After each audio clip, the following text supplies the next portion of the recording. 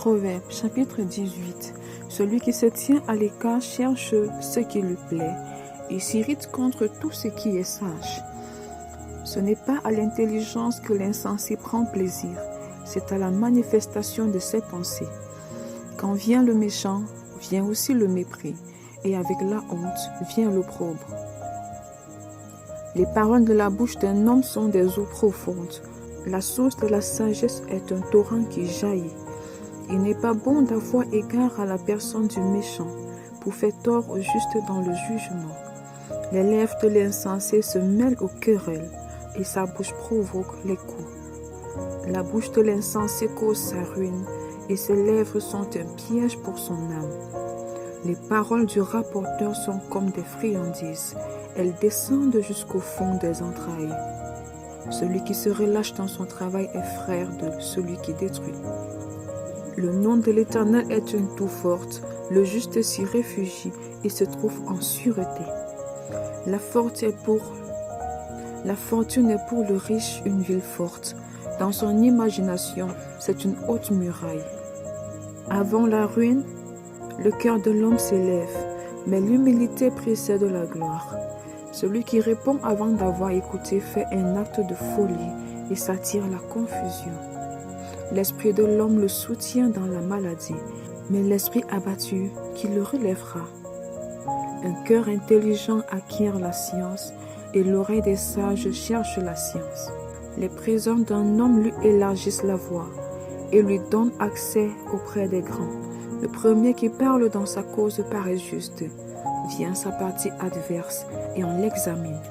Le sort fait cesser les contestations, et décide entre les puissants. Des frères sont plus intraitables qu'une ville forte, et leurs querelles sont comme les verrous d'un palais. C'est du fruit de sa bouche que l'homme rassasie son corps. C'est du fruit de ses lèvres qu'il se rassasie. La mort et la vie sont au pouvoir de la langue. Quiconque l'aime en mangera les fruits. Celui qui trouve une femme trouve le bonheur. C'est une grâce qu'il obtient de l'Éternel. Le pauvre parle en suppliant et le riche répond avec dureté. Celui qui a beaucoup d'amour les a pour son malheur, mais il est tel ami plus attaché qu'un frère.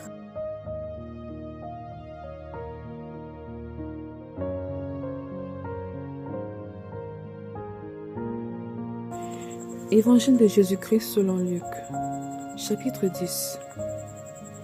Après cela, le Seigneur désigna encore 70 autres disciples, et il les envoya 2 à 2 devant lui dans toutes les villes et dans tous les lieux où lui-même devait aller. Il leur dit, « La moisson est grande, mais il y a peu d'ouvriers. Priez donc le maître de la moisson d'envoyer des ouvriers dans sa moisson. Partez, voici je vous envoie comme des agneaux au milieu des loups. Ne portez ni bourse, ni sac, ni souliers, et ne saluez personne en chemin. Dans quelque maison que vous entriez, dites d'abord que la paix soit sur cette maison. Et s'il se trouve là un enfant de paix, votre Père reposera sur lui, sinon elle reviendra à vous. Demeurez dans cette maison-là, mangeant et buvant ce qu'on vous donnera, car l'ouvrier mérite son salaire. N'allez pas de maison en maison. Dans quelque ville que vous entriez et où l'on vous recevra, mangez ce qui vous sera présenté. Guérissez les malades qui s'y trouveront et dites-leur, le royaume de Dieu s'est approché de vous. Mais dans quelque ville où vous entriez et où l'on ne vous recevra pas, allez dans ces rues et dites, nous secouons contre vous la poussière même de votre ville qui s'est attachée à nos pieds. Sachez cependant que le royaume de Dieu s'est approché. Je vous dis qu'en ce jour, Sodome sera traité moins rigoureusement que cette ville-là. Malheur à toi, Chorazin. Malheur à toi, Bethsaïda. Car si les miracles qui ont été faits au milieu de vous avaient été faits dans Tyr et dans Sidon, il y a longtemps qu'elles se seraient repenties en prenant le sac et la cendre. C'est pourquoi, au jour du jugement, Tyr et Sidon seront traités moins rigoureusement que vous. Et toi, Capernaum, qui a été élevé jusqu'au ciel, tu seras abaissé jusqu'au séjour des morts. Celui qui vous écoute m'écoute, et celui qui vous rejette me rejette, et celui qui me rejette rejette celui qui m'a envoyé. Les 70 revinrent avec joie, disant, Seigneur, les démons même nous sont soumis en ton nom. Jésus leur dit, je voyais Satan tomber du ciel comme un éclair. Voici, je vous ai donné le pouvoir de marcher sur les serpents et les scorpions, et sur toute la puissance de l'ennemi, et rien ne pourra vous nuire. Cependant, ne vous réjouissez pas de ce que les esprits vous sont soumis, mais réjouissez-vous de ce que vos noms sont écrits dans les cieux. En ce moment même, Jésus tressaillit de joie par le Saint-Esprit, et il dit, je te loue, Père, Seigneur du ciel et de la terre, de ce que tu as caché ces choses aux sages et aux intelligents, et de ce que tu les as révélées aux enfants. Oui, Père, je te loue de ce que tu l'as voulu ainsi. Toutes ces choses m'ont été données par mon Père, et personne ne connaît qui est le Fils, si ce n'est le Père, ni qui est le Père, si ce n'est le Fils, et celui qui a le Fils veut le relever, veut le révéler. Et se tournant vers les disciples, il leur dit en particulier, heureux les yeux qui voient ce que vous voyez, car je vous dis que beaucoup de prophètes et de rois ont désiré voir ce que vous voyez et ne l'ont pas vu, entendre ce que vous entendez et ne l'ont pas entendu. Un docteur de la loi se leva et dit à Jésus pour l'éprouver, Maître, que dois-je faire pour hériter la vie éternelle?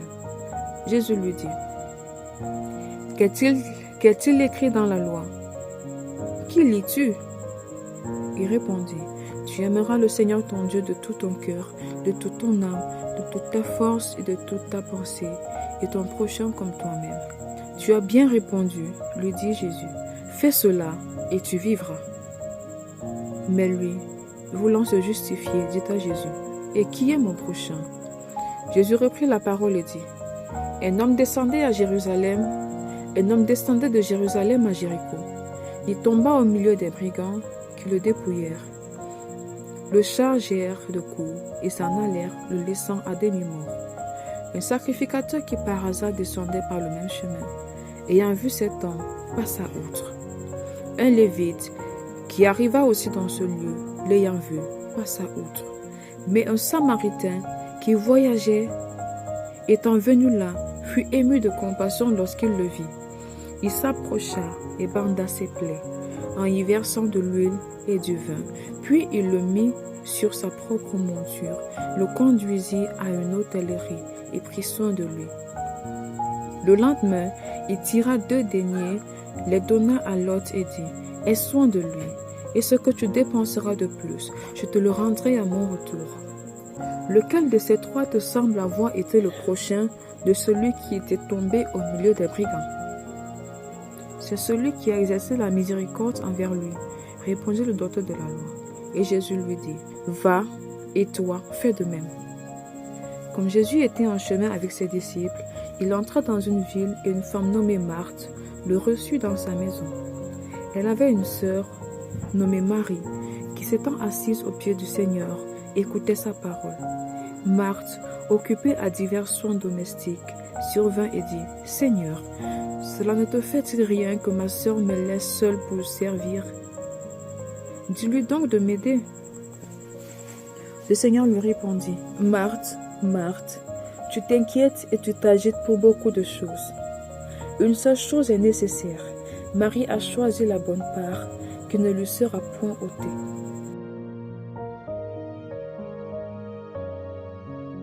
Luc, chapitre 11.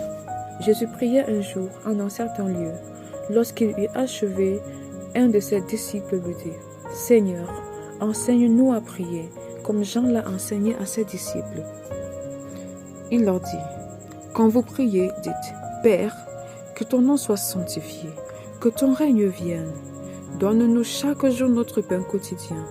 Pardonne-nous nos péchés, car nous aussi nous pardonnons à quiconque nous offense, et ne nous induis pas en tentation. » Il leur dit encore, « Si l'un de vous a un ami, et qu'il aille le trouver au milieu de la nuit pour lui dire, « Ami, prête-moi 3 pains.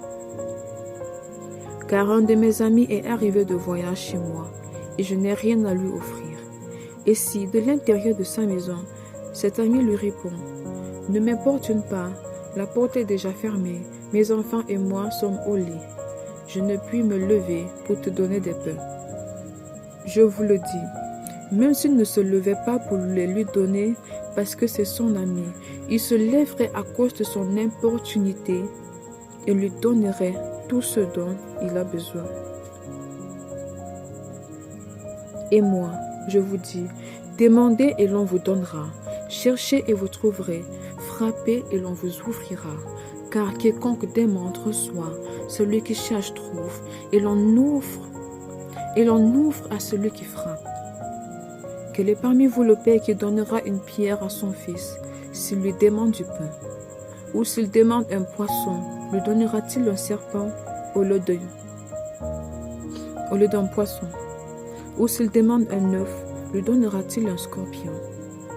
Si donc, méchants comme vous l'êtes, vous savez donner de bonnes choses à vos enfants, à combien plus forte raison le Père Céleste donnera-t-il le Saint-Esprit à ceux qui le lui demandent? Jésus chassa un démon qui était muet. Lorsque le démon fut sorti, le muet parla et la foule fut dans l'admiration. Mais quelques-uns dirent, c'est par Belzébul, le prince des démons, qui chasse les démons. Et d'autres, pour l'éprouver, lui demandèrent un signe venant du ciel. Comme Jésus connaissait leurs pensées, il leur dit, tout royaume divisé contre lui-même est dévasté, et une maison s'écroule sur une autre. Si donc Satan est divisé contre lui-même, comment son royaume subsistera-t-il, puisque vous dites que je chasse les démons par Belzébul? Et si moi, je chasse les démons par Belzébul, vos fils, par qui les chassent-ils? C'est pourquoi ils seront eux-mêmes vos juges. Mais si c'est par le doigt de Dieu que je chasse les démons, le royaume de Dieu est donc venu vers vous. Lorsqu'un homme fort et bien armé garde sa maison, ce qu'il possède est en sûreté. Mais si un plus fort que lui survient et le dompte, il lui enlève toutes les armes dans lesquelles il se confiait, et il distribue ses dépouilles. Celui qui n'est pas avec moi est contre moi, et celui qui n'assemble pas avec moi disperse. Lorsque l'esprit impur est sorti d'un homme, il va dans des lieux arides pour chercher du repos. N'en trouvant point, il dit, je retournerai dans ma maison d'où je suis sorti. Et quand il arrive, il la trouve balayée et ornée. Alors il s'en va, et il prend 7 autres esprits plus méchants que lui. Ils entrent dans la maison, s'y établissent, et la dernière condition de cet homme est pire que la première. Tandis que Jésus parlait ainsi, une femme élevant la voix du milieu de la foule lui dit, heureux les seins qui t'apportent, heureux le sein qui t'a porté, heureuses les mamelles qui t'ont allaité. Et il répondit, heureux plutôt ceux qui écoutent la parole de Dieu et qui la gardent. Comme le peuple s'amassait en foule, il se mit à dire, cette génération est une génération méchante. Elle demande un miracle. Il ne lui sera donné d'autre miracle que celui de Jonas. Car, de même que Jonas fut un signe pour les Ninivites, de même le Fils de l'homme en sera un pour cette génération. La reine du Midi se lèvera au jour du jugement avec les hommes de cette génération et les condamnera, parce qu'elle vint des extrémités de la terre pour entendre la sagesse de Salomon. Et voici, il y a ici plus que Salomon. Les hommes de Ninive se lèveront au jour du jugement avec cette génération et la condamneront, parce qu'il se repentit à la prédication de Jonas. Et voici, il y a ici plus que Jonas.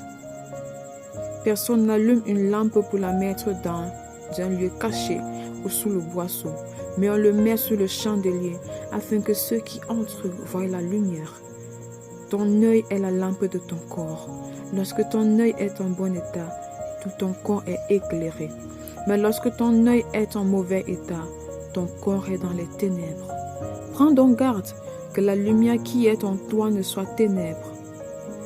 Si donc ton corps est éclairé, n'ayant aucune partie dans les ténèbres, il sera entièrement éclairé, comme lorsque la lampe t'éclaire de sa lumière. Pendant que Jésus parlait, un pharisien le pria de dîner chez lui. Il entra et se mit à table. pharisien vit avec étonnement qu'il ne s'était pas lavé avant le repas. Mais le Seigneur lui dit, « Vous, pharisiens, vous nettoyez le dehors de la coupe et du plat, et à l'intérieur vous êtes pleins de rapines et de méchanceté. Insensé, celui qui a fait le dehors n'a-t-il pas fait aussi le dedans? Donnez plutôt en hormones ce qui est dedans, et voici, toutes choses seront pures pour vous. Mais malheur à vous, pharisiens, parce que vous payez la dîme et la menthe, la dîme de la menthe, de la rue et de toutes les herbes, et que vous négligez la justice et l'amour de Dieu. C'est là qu'il fallait pratiquer sans omettre les autres choses. C'est là ce qu'il fallait pratiquer sans omettre les autres choses. Malheur à vous, pharisiens, parce que vous aimez les premiers sièges dans les synagogues et les salutations dans les places publiques. Malheur à vous, parce que vous êtes comme les sépulcres qui ne paraissent pas et sur lesquels on marche sans le savoir. Un des docteurs de la loi prit la parole et lui dit, « Maître, en parlant de la sorte, c'est aussi nous que tu outrages. » Et Jésus répondit, « Malheur à vous aussi, docteurs de la loi, parce que vous chargez les hommes de fardeaux difficiles à porter et que vous ne touchez pas vous-même de l'un de vos doigts. Malheur à vous, parce que vous bâtissez les tombeaux des prophètes que vos pères ont tués. Vous rendez donc témoignage aux œuvres de vos pères et vous les approuvez, car eux, ils ont tué les prophètes et vous, vous bâtissez leurs tombeaux. C'est pourquoi la sagesse de Dieu a dit, « Je leur enverrai des prophètes et des apôtres, ils tueront les uns et persécuteront les autres, afin qu'ils soient demandés compte à cette génération du sang de tous les prophètes qui a été répandu depuis la création du monde, depuis le sang d'Abel jusqu'au sang de Zacharie, tué entre l'autel et le temple. Oui, je vous le dis, il en sera demandé compte à cette génération. Malheur à vous, docteurs de la loi, parce que vous avez enlevé la clé de la science. Vous n'êtes pas entrés vous-même et vous avez empêché d'entrer ceux qui le voulaient. » Quand il fut sorti de là, les scribes et les pharisiens commencèrent à le presser violemment et à le faire parler sur beaucoup de choses, lui tendant des pièges pour surprendre quelques paroles sorties de sa bouche. Luc, chapitre 12. Sur ces entrefaites, les gens s'étant rassemblés par milliers au point de se fouler les uns les autres, Jésus se mit à dire à ses disciples, « En tout, gardez-vous du levain des pharisiens, qui est l'hypocrisie. Il n'y a rien de caché qui ne doive être découvert, ni de secret qui ne doivent être connus. C'est pourquoi tout ce que vous aurez dit dans les ténèbres sera entendu dans la lumière, et ce que vous aurez dit à l'oreille dans les chambres sera prêché sur les toits. Je vous dis, à vous qui êtes mes amis, ne craignez pas ceux qui tuent le corps et qui, après cela, ne peuvent rien faire de plus. Je vous montrerai que vous devez craindre. Craignez celui qui, après avoir tué, a le pouvoir de jeter dans la géhenne. Oui, je vous le dis, c'est lui que vous devez craindre. Ne vendons pas 5 passereaux pour 2 sous. Cependant, aucun d'eux n'est oublié devant Dieu. Et même les cheveux de votre tête sont tous comptés. Ne craignez donc point. Vous valez plus que beaucoup de passereaux. Je vous le dis, quiconque me confessera devant les hommes, le Fils de l'homme le confessera aussi devant les anges de Dieu. Mais celui qui me régnera devant les hommes sera régné devant les anges de Dieu. Et quiconque parlera contre le Fils de l'homme, il lui sera pardonné. Mais à celui qui blasphémera contre le Saint-Esprit, il ne sera point pardonné. Quand on vous mènera devant les synagogues, les magistrats et les autorités, ne vous inquiétez pas de la manière dont vous vous défendrez ni de ce que vous direz. Car le Saint-Esprit vous enseignera à la lumière même ce qu'il faudra dire. Quelqu'un dit à Jésus, du milieu de la foule, « Maître, dis à mon frère de partager avec moi notre héritage. » Jésus lui répondit, « Ô homme, qui m'a établi pour être votre juge ou pour faire vos partages. » Puis il leur dit, « Gardez-vous avec soin de toute avarice, car la vie d'un homme ne dépend pas de ses biens, fût-il dans l'abondance. » Et il leur dit cette parabole. « La terre d'un homme riche avait beaucoup rapporté. Et il raisonnait en lui-même, disant, « Que ferai-je, car je n'ai pas de place pour serrer ma récolte. » Voici, dit-il, ce que je ferai. J'abattrai mes greniers, j'en bâtirai de plus grands, j'y amasserai toute ma récolte et tous mes biens. Et je dirai à mon âme, tu as beaucoup de biens en réserve pour plusieurs années. Repose-toi, mange, bois et réjouis-toi. Mais Dieu lui dit, insensé, cette nuit même, ton âme te sera redemandée. Et ce que tu as préparé, pour qui cela sera-t-il? Il en est ainsi de celui qui amasse des trésors pour lui-même et qui n'est pas riche pour Dieu. Jésus dit ensuite à ses disciples, c'est pourquoi je vous dis, ne vous inquiétez pas pour votre vie de ce que vous mangerez, ni pour votre corps de quoi vous serez vêtus. La vie est plus que la nourriture et le corps plus que le vêtement. Considérez les corbeaux, ils ne sèment ni ne moissonnent, ils n'ont ni cellier ni grenier, et Dieu les nourrit. Combien ne valez-vous pas plus que les oiseaux? Qui de vous, par ses inquiétudes, peut ajouter une coudée à la durée de sa vie? Si donc vous ne pouvez pas même la moindre chose, pourquoi vous inquiétez-vous du reste? Considérez comment croissent les lys. Ils ne travaillent ni ne filent. Cependant, je vous dis que Salomon même, dans toute sa gloire, n'a pas été vêtu comme l'un d'eux. Si Dieu revêt ainsi l'herbe qui est aujourd'hui dans les champs et qui demain sera jetée au four, à combien plus forte raison ne vous vêtira-t-il pas, gens de peu de foi? Et vous, ne cherchez pas ce que vous mangerez et ce que vous boirez, et ne soyez pas inquiets. Car toutes ces choses, ce sont les païens du monde qui les recherchent. Votre Père sait que vous en avez besoin. Cherchez plutôt le royaume de Dieu, et toutes ces choses vous seront données par-dessus. Ne crains point, petit troupeau, car votre Père a trouvé bon de vous donner le royaume. Vendez ce que vous possédez, et donnez-le en aumône.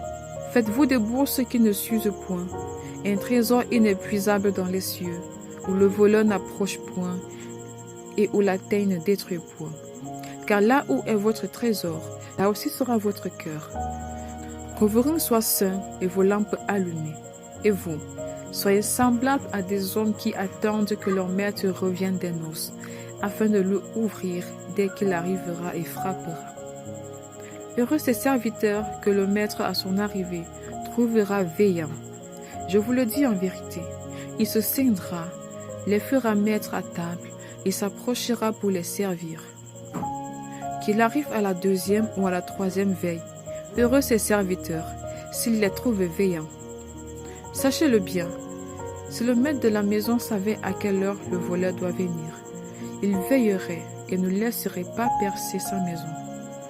Vous aussi, tenez-vous prêts, car le Fils de l'homme viendra à l'heure où vous n'y penserez pas. Pierre lui dit, Seigneur, est-ce à nous ou à tous que tu adresses cette parabole? Et le Seigneur dit, quel est donc l'économe fidèle et prudent que le maître établit sur ses gens pour leur donner la nourriture au temps convenable? Heureux ce serviteur que son maître, à son arrivée, trouvera faisant ainsi. Je vous le dis en vérité, il l'établira sur tous ses biens. Mais si ce serviteur dit en lui-même, mon maître tarde à venir, il se met à battre les serviteurs et les servantes, à manger, à boire et à s'enivrer. Le maître de ce serviteur viendra le jour où il ne s'y attend pas et à l'heure qu'il ne connaît pas, et le mettra en pièces. Il lui donnera sa part avec les infidèles. Le serviteur qui, ayant connu la volonté de son maître, n'a rien préparé, n'a pas agi selon sa volonté, sera battu d'un grand nombre de coups. Mais celui qui, ne l'ayant pas connu, a fait des choses dignes de châtiment, sera battu de peu de coups. On demandera beaucoup à qui l'on a beaucoup donné, et on exigera davantage à celui à qui l'on a beaucoup confié. Je suis venu jeter un feu sur la terre, et qu'ai-je à désirer s'il est déjà allumé? Il y a un baptême dont je dois être baptisé, et combien il me tarde qu'il soit accompli. Pensez-vous que je sois venu apporter la paix sur la terre? Non, vous dis-je, mais la division. Car désormais, 5 dans une maison seront divisés, 3 contre 2 et 2 contre 3. Le père contre le fils et le fils contre le père. La mère contre la fille et la fille contre la mère. La belle-mère contre la belle-fille et la belle-fille contre la belle-mère. Il dit encore aux foules, quand vous voyez un nuage se lever à l'Occident, vous dites aussitôt, la pluie vient, et il arrive ainsi. Et quand vous voyez souffler le vent du midi, vous dites, il fera chaud, et cela arrive. Hypocrite, vous savez discerner l'aspect de la terre et du ciel. Comment ne discernez-vous pas ce temps-ci? Et pourquoi ne discernez-vous pas de vous-même ce qui est juste? Lorsque tu vas avec ton adversaire devant le magistrat, tâche en chemin de te dégager de lui, de peur qu'il ne te traîne devant le juge, et que le juge ne te livre à l'officier de justice, et que celui-ci ne te mette en prison. Je te le dis, tu ne sortiras pas de là que tu n'aies payé jusqu'à dernière pite.